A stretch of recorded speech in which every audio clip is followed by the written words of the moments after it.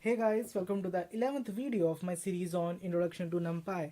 And in this video, I'm going to talk about various methods which Numpy provides us to apply linear algebra on the Numpy arrays.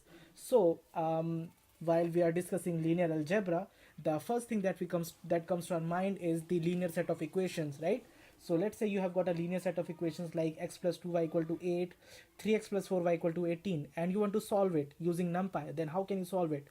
So the solution is that if you remember that we have already studied in high school that you can use a matrix way for solving a matrix method for solving a set of linear equations.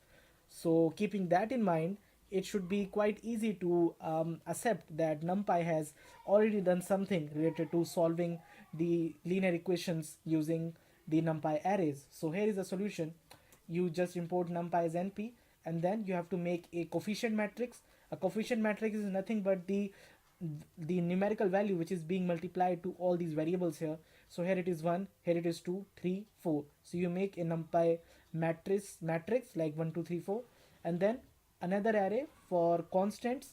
So those constants are 8 and 18, so you make them like this. And then there is a submodule in NumPy which is called linalg, which is for linear algebra, and then you use its solve method in which you pass the coefficients and the constants, and finally you get the solution, which is 2 and 3. So x is 2, y is 3. So this is how simple it is to use linear algebra along with NumPy actually, right? So other than that, there are also some other methods which you can use. There are some other linear algebra methods for dealing with NumPy arrays. So let's say you've got a very simple array capital A like this. So if you want to find the rank of this matrix, so rank is another term related to linear algebra of matrices. So rank is 3 for this array because its determinant is not 0.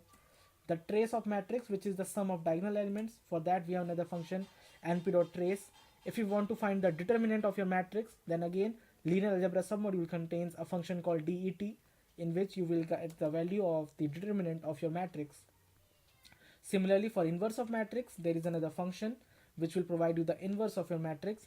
And then lastly, there is something called matrix exponentiation. For that also, we have a ready-made function which you can use to get the matrix exponentiation of your given matrix.